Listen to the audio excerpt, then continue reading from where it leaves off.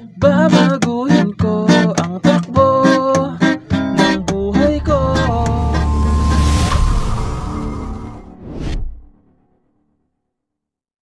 Hello mga ka-idol! So ngayon meron na naman akong ituturo sa inyong kanta, no? So yung title pala nito ay yung Pudingding by Lemongrass. So hindi ko sure kung marami bang nakakaalam nito, no? So maganda tong kanta na to. So itong kanta pala is reggae version yung ituturo natin, no? Kasi sa mga nakakarinig nito, mala reggae kasi yung tugtugan nitong kanta na to, no? So dito muna tayo sa reggae. So sa reggae pattern natin mga ka-idol, dalawang klase yan. Okay? Mamaya sa chorus, mayroon akong ipapaliwanag sa inyo mamaya, no? So sa chorus na lang para hindi kayo malito. So yung reggae pattern natin, yung lagi lang natin tinuturo, yung bass, nakasama yung mga string niya, okay? Mga string, tuloy yung string. Ayan. Bass, strum down, top sa string, strum down ulit. Okay? 2 times kada chords nyo gagawin. Okay, so ulitin ko, 2 times kada chords yung reggae pattern. So example, ganito siya kada chords. Isa pa, lilipat na. Okay? So kung mapapansin nyo dyan, may asterisk na may 4 times na nakalagay, no? So ibig sabihin, pag yung chords may asterisk, 4 times nyong gagawin yung reggae pattern. Okay? So kapag may asterisk yung chords, ganito yung gagawin nyo. Sasampulan ko kayo. So ganito, pag may asterisk lang, 1, 4, tsaka nalilipat. Okay? So sa pag may asterisk lang yan mga ka-idol, kasi dito sa kanta na to is may ganun na chords kasi may mahabang reggae, no? So ngayon proceed na tayo dito sa kanyang whole verse. So yung whole verse niya dyan mga ka-idol, no? So puro bar chord na. So yung chords dyan is B flat. So yung B flat is dito natin kukunin. Okay? So nasa 6th fret yung bar. Okay? 6th fret. Sa 7th fret 3rd string. Sa 8th fret 5th tsaka 4th string. Ayan yung B flat na gagamitin natin.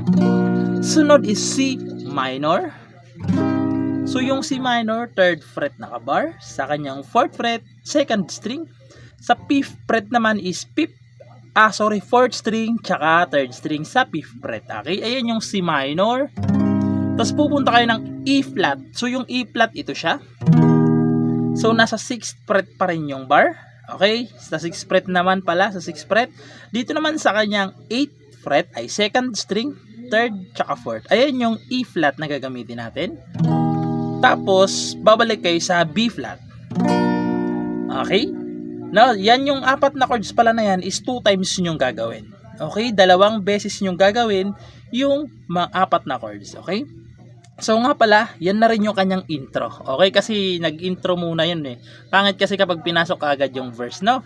So i-introhan nyo muna ng 1 beses yung chords na yan, tapos tsaka nyo nagagawin sila ng 2 beses. Okay? So sasampulan ko, no? I-introhan natin para mas malinaw yung tunog. So ganito siya kapag kinantahan.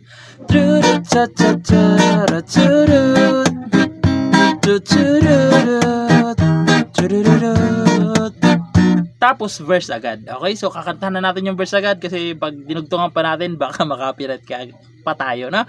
So ganito na siya sa simula na nung lyrics.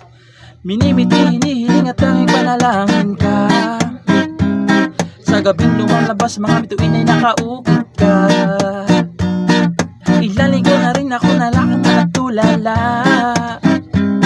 Laging nagpapanggap na nakayakap ka. Tapos pre-chorus, sana'y dinggin. Papasok yung kanyang pre-chorus, no? So ngayon, proceed na tayo sa kanyang pre-chorus. So sa pre-chorus niya naman dyan mga ka-idol, no? So kung mapapansin nyo dyan, andyan na yung may asterisk na chords, okay? So yung chords dyan is C minor. Sunod is F. So yung F na gagamitin natin is dito. Okay, ayan. So kung nahirapan kayo nandito, pwede naman dito. No? Pero dito yung ituturo natin. Ayan, F.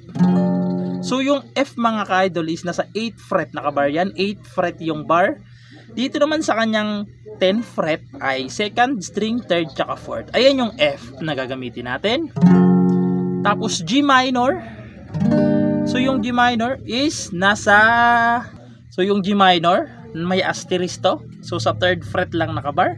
Sa 5th fret ay fifth string tsaka fourth string. Ayan yung G minor na may asterisk. Okay, pagkatapos niyan yung sa baba na chords naman. So binaba ko kasi nagkaiba na sila sa dulo. Okay? So yung pagkatapos niyan babalik lang kayo ng C minor, F, G minor na walang asterisk na. Tapos pupunta na kayo ng B flat. Okay, yan yung kanyang pre-chorus. Okay?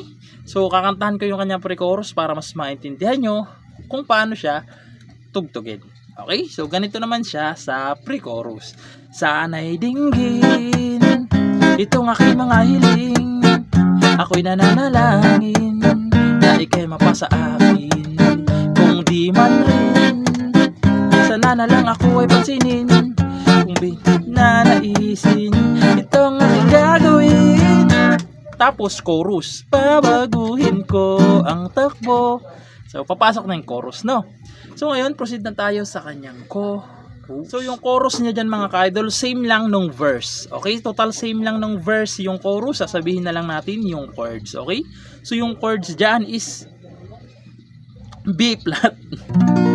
Ayan, B flat, C minor, E flat, tapos B flat ulit.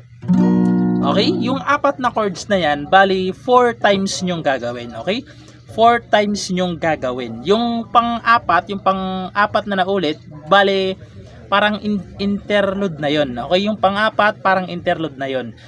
Dito na yung sinasabi ko kanina sa chorus na may babaguhin tayo, okay? Sa pangatlong ulit nyo, okay? 'Di ba apat na beses nyong gagawin yung chords ng chorus. Yung pang-apat niya is yung interlude. Yung pangatlo is ganun na lang. Ganyan na lang. Okay, sa pangatlo na naulit, no? So, sana malinaw, no? So, ngayon, sasampulan ko para mas maintindihan nyo yung sinasabi ko, no? So, ganito siya kapag kinantahan naman sa chorus. Babaguhin ko ang takbo ng buhay ko para sa'yo.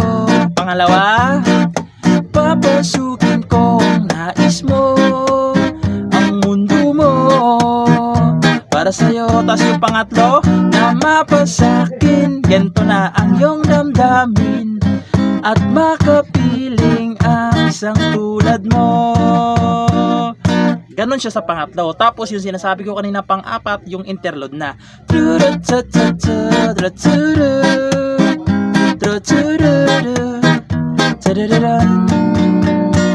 Okay, so ganun siya, no? So sana naintindihan nyo, no? So pagpasensya nyo na kung medyo mahirap tong tutorial na to, or kasi parang nahihirapan ako.